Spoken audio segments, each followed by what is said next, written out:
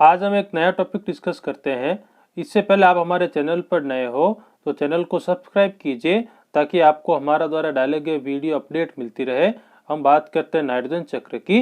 पेड़ पौधे वायुमंडलीय नाइट्रोजन का सीधा उपयोग नहीं कर पाते हैं, ये नाइट्राइट या अमोनियम आयन के रूप में करते हैं, अतः ये जिस चक्र से करते हैं वो नाइट्रोजन चक्र कहलाता है। पौधों में नाइट्रोजन प्रोटीन, न्यूक्लिक अम्ल, ATP, GTP, vitamin, chlorophyll, cytokine, hormone निर्माण में काम आती है। अब देखते हैं पादपों में नाइट्रोजन कहाँ से प्राप्त होती है। जो सबसे प्रथम प्राप्त होती है वह वायुमंडल से नाइट्रोजन प्राप्त होती है और वायुमंडलीय नाइट्रोजन को अमोनियम आयन में बदला जाता है, जिसे जैविक नाइट्रोजन फिक्सेशन कहते हैं। ये नील हरित शैवाल या ईस्ट से प्राप्त होती है। दूसरा, नाइट्राइट, नाइट्रेट और अमोनियम आयन है वो मृदा में उपस्थित रहते हैं और ये अम्लीय मृदा में उपस्थित रहते हैं। इस नाइट्रेट का अमोनियम आयन में अपचयन किया जाता है तथा नाइट्रोजन का उपयोग कर लिया जाता है। जो जीव मृत हो जाते हैं उनमें अमीनो अम्ल जो होता है वो मृदा से सीधा ही नाइट्रोजन पेड़ पौधों को प्राप्त हो जाता है। वे पादप जो अपना भोजन कीटों से प्राप्त करते हैं कीट भक्षी पादप कहलाते हैं। इनका शरीर में भी नाइट्रोजन पाई जाती है। पांचवा भाग है यूरिया जैसे उर्वरक से भी नाइट्रोजन मिलती है। देखते हैं पेड़ पौधे नाइट्रोजन का उपयोग कैसे करते हैं। नाइट्रोजन का उपयोग के लिए नाइट्राइट, नाइट्रेट, अमोनिया व नाइट्रोजन युक्त कार्बनिक पदार्थ के रूप में किया जाता है। इन चार प्रकार से नाइट्राइट, नाइट्रेट, अमोनिया वो नाइट्रोजन युक्त कार्बनिक पदार्थ का उपयोग किया जाता। बात करते हैं नाइट्रोजन चक्र की। नाइट्रोजन चक्र के चार चरण होते हैं। पहला जैविक नाइट्रोजन फिक्सेशन, दूसरा अमोनीकरण होता है, तीसरा नाइट्रीकरण होता है और चौथा होता है विनाइट्रीकरण। ये चार भागों में नाइट्रोजन चक्र बटी हुई होती है। तो अपन बात करते हैं पहले पार्ट की, नाइट्रोजन फिक्सेशन। जो नाइट्रोजन स्थायी कण होता है वो दो भागों में बटा होता है, अजैविक नाइट्रोजन फिक्सेशन और जैविक नाइट्रोजन फिक्सेशन। जो अजैविक नाइट्रोजन फिक्सेशन है वो वायुमंडल से प्राप्त होती नाइट्रोजन या औद्योगिक रूप से प्राप्त की जाती है। तो अजैविक नाइट्रोजन फिक्सेशन को दो भागों में बांटा गया है, वायुमंडलीय या तड़ित द्वारा या औद्योगिक रूप से। और जो जैविक नाइट्रोजन फिक्सेशन है इसको भी दो भागों में बांटा गया है, असहजीवित जीवाणुओं द्वारा और सहजीवित जीवाणुओं द्वारा। इसमें जैविक प्रक्रिया काम में ली जाती है। जो असहजीवित जीवाणु है वो तीन प्रकार के होते हैं। एक होता है वायवीय जीवाणु, दूसरा अवायवीय जीवाणु, तीसरा होता है नील हरित शैवाल। जो वायवीय जीवाणु होता है उदाहरण याद रखिएगा वो होता है एजेटोबैक्टर। जो अवायवीय जीवाणु होता है वो होता है क्लोस्ट्रीडियम और जो नील हरित शैवाल है वो है नोस्टॉक और एनाबिना। जो सहजीवी जीवाणु है जो आपस में सहजीवन से पाए जाते हैं वो रूट नोडुल्स का निर्माण करते हैं या स्टेम नोडुल्स का निर्माण करते हैं। मतलब जो मूल में गांठें बनाते हैं या तने में गांठें बनाते हैं। जो रूट नोडुल्स है उसका उदाहरण है राइजोबियम और जो स्टेम नोडुल है वो है एजोराइजोबियम। तो नाइट्रोजन चक्र को देखते हैं। जो अजैविक नाइट्रोजन फिक्सेशन है उसको अपन ने आगे डिस्कस किया था, दो भागों में बांटा था, वायुमंडलीय नाइट्रोजन स्थिरीकरण और औद्योगिक नाइट्रोजन फिक्सेशन। तो क्या होता है, जो वायुमंडल में मुक्त नाइट्रोजन उपस्थित होती है वो ऑक्सीजन से सहयोग करती है और ऑक्सीजन से सहयोग करके नाइट्रिक ऑक्साइड का निर्माण कर लेती है। यह नाइट्रिक ऑक्साइड ऑक्सीजन की अधिकता में क्रिया करती है और डाई नाइट्रोजन ऑक्साइड का निर्माण करती है। यह नाइट्रोजन डाइऑक्साइड जल से क्रिया करती है, वह नाइट्रिक अम्ल का निर्माण करती है। सबसे पहले नाइट्रोजन ऑक्सीजन से क्रिया करती है, NO बनाती है, नाइट्रोजन डाइऑक्साइड, फिर ये नाइट्रिक ऑक्साइड ऑक्सीजन से अभिक्रिया करके नाइट्रोजन डाइऑक्साइड बनाती है। यह नाइट्रोजन डाइऑक्साइड जल से क्रिया करके नाइट्रिक अम्ल बनाती है। इस नाइट्रिक अम्ल को हम अपचयन द्वारा नाइट्रेट आयन में बदल देते हैं और ये पौधों द्वारा अवशोषित कर ली जाती है।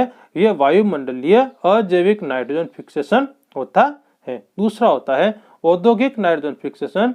नाइट्रोजन उच्च दाब व ताप पर उत्प्रेरक की उपस्थिति में संयुग्मित होकर अमोनिया बनाती है। N2+3H2 और 2NH3 हेबर विधि से अमोनिया निर्माण भी इस तरीके से ही होता है और ये दो विधियां अजैविक नाइट्रोजन फिक्सेशन की होती है। अब बात करते हैं जैविक नाइट्रोजन फिक्सेशन की। तो देखते हैं, हमने बताया था आगे कि जो जैविक नाइट्रोजन फिक्सेशन है दोस्तों, वो दो भागों में बटा होता है, असहजीवी और दूसरा होता है सहजीवी। जो असहजीवी है उसमें 3 प्रकार के जीवाणु पाए जाते हैं, वायवीय जीवाणु, अवायवीय जीवाणु और नीलहरित शैवाल। और जो सहजीवी है वे जीवाणु जो आपस में सहजीवन द्वारा जीवन यापन करते हैं, वो रूट नोड्यूल्स और स्टेम नोड्यूल्स। आगे अपन इनका विस्तृत विवरण देखते हैं कि वायुमंडल में नाइट्रोजन का जीवधारियों द्वारा अमोनियम यौगिक में बदला जाता है। जो सबसे पहला है वो है असहजीवी नाइट्रोजन फिक्सेशन। जो कुछ सूक्ष्म जीव है वो मृदा में यानी भूमि में स्वतंत्र रूप से पाए जाते हैं, ये नाइट्रोजन का फिक्सेशन करते हैं। और इस प्रकार के नाइट्रोजन फिक्सेशन को असहजीवी नाइट्रोजन फिक्सेशन कहते हैं। इसमें 4 प्रकार के मुख्यतया जीवाणु काम में लिए जाते हैं। जो वायवीय जीवाणु होता है उसका उदाहरण है एजेटोबैक्टर। एजेटोबैक्टर असहजीवी नाइट्रोजन फिक्सेशन करता है। दूसरा है अवायवीय जीवाणु, वो है क्लोस्ट्रीडियम। जो तीसरा है वो है कवक, कवकों में ईस्ट। और जो नीलहरित शैवाल है वो है नोस्टॉक और एनाबिना। जो इम्पोर्टेंट बात निकल के आती है वो है कि जो नीलहरित शैवाल होती है उसमें उनमें कोशिकाओं का एक समूह पाया जाता है जिसको हम हेटेरोसिस्ट कहते हैं। याद रखिएगा दोस्तों, जो नीलहरित शैवाल है उसमें हेटेरोसिस्ट पाया जाता है। यह हेटेरोसिस्ट नाइट्रोजन का स्थिरीकरण करती है। और जो दूसरा है, इन हेटेरोसिस्ट को सक्रिय करने के लिए यानी असहजीवी नाइट्रोजन फिक्सेशन के लिए जिस धातु की आवश्यकता होती है वो होती है मोलिब्डेनम। याद रखिएगा कि असहजीवी नाइट्रोजन फिक्सेशन में किस धातु द्वारा इनको सक्रिय किया जाता है, वो होता है मोलिब्डेनम। दूसरा है सहजीवी नाइट्रोजन फिक्सेशन। सहजीवी नाइट्रोजन फिक्सेशन के लिए एक जीवाणु काम में लिया जाता है, वो जीवाणु काम करता है राइजोबियम। राइजोबियम लेग्यूमिनेसी पादपों में पाया जाता है। लेग्यूमिनेसी कुल कौन सा होता है? जो दालों का कुल होता है वो लेग्यूमिनेसी कुल होता है।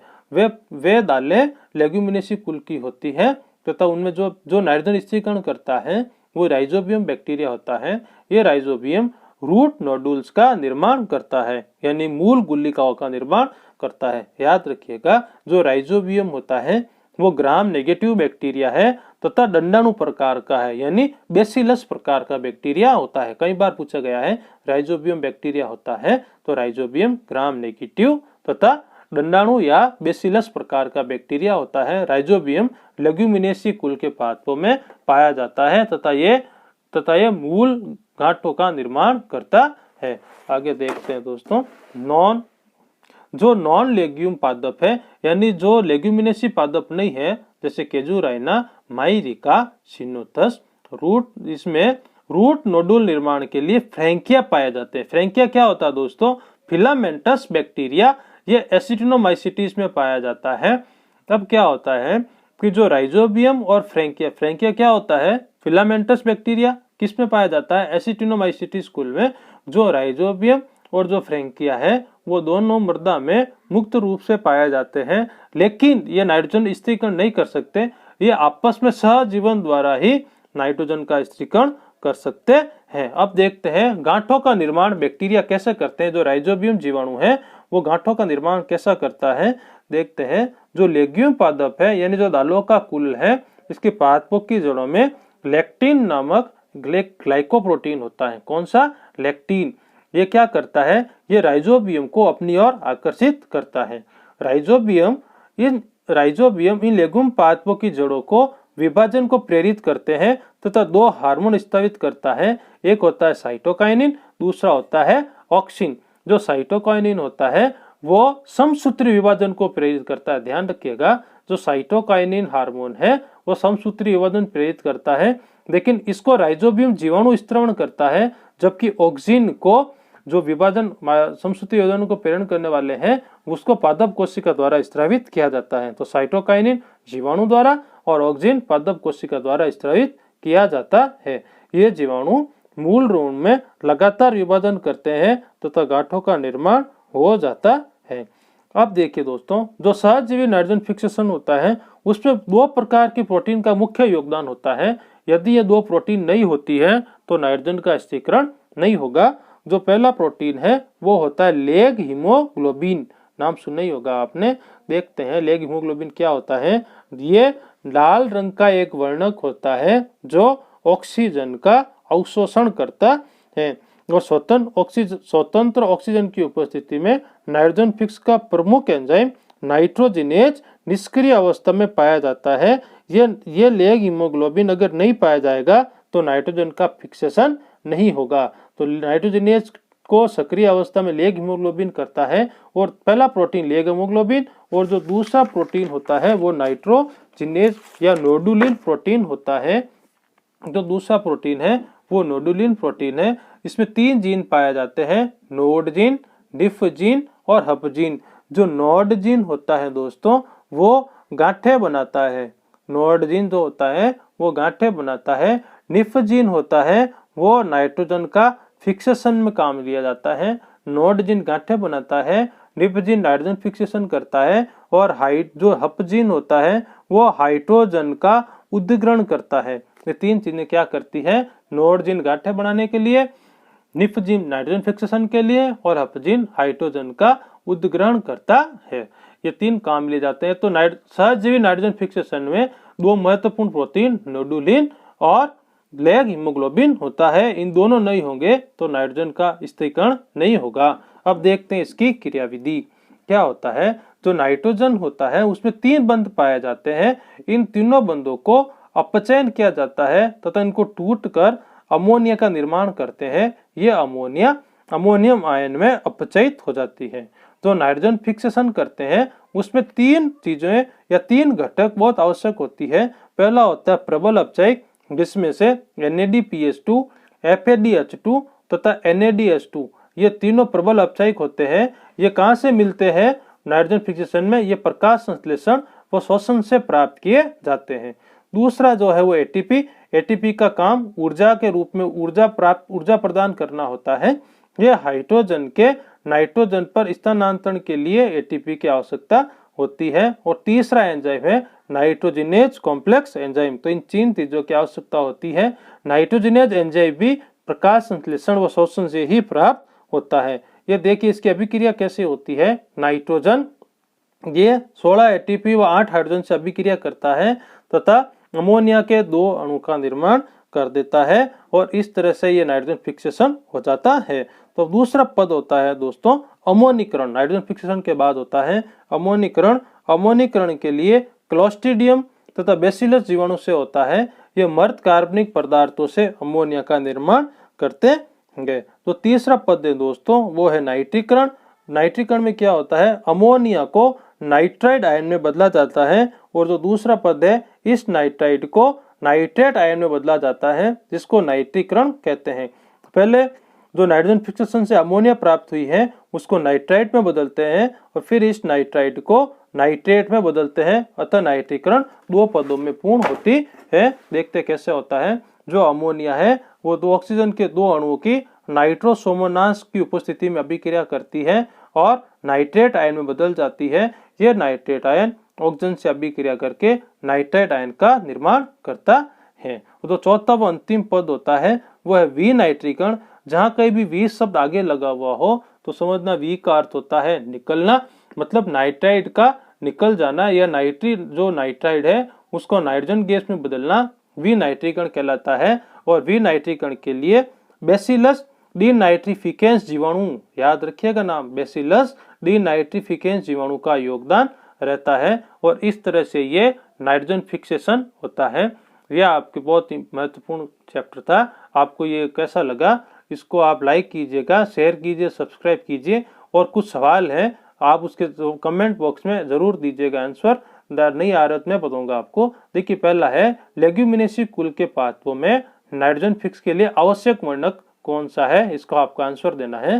दूसरा है अमोनिकारक जीवाणु का नाम बताइए। और जो तीसरा सवाल है वह है पादप नाइट्रोजन का अवशोषण किस रूप में करते हैं। ये सभी सवाल आए हुए हैं अगले प्रतियोगी परीक्षाओं में। जो चौथा सवाल है वह असहजीवी नाइट्रोजन फिक्स करने वाले सूक्ष्म जीवों की सक्रियता के लिए आवश्यक तत्व कौन सा है। और जो 5वां सवाल है कि सहजीवी नाइट्रोजन फिक्सेशन में आवश्यक 2 महत्वपूर्ण प्रोटीन कौन सी होती है। आप इनका स्क्रीनशॉट भी ले सकते हैं। देख लीजिए, 5 सवाल मैंने दे रखे हैं। आपको किसी प्रकार की कोई समस्या हो तो कमेंट कीजिएगा। धन्यवाद।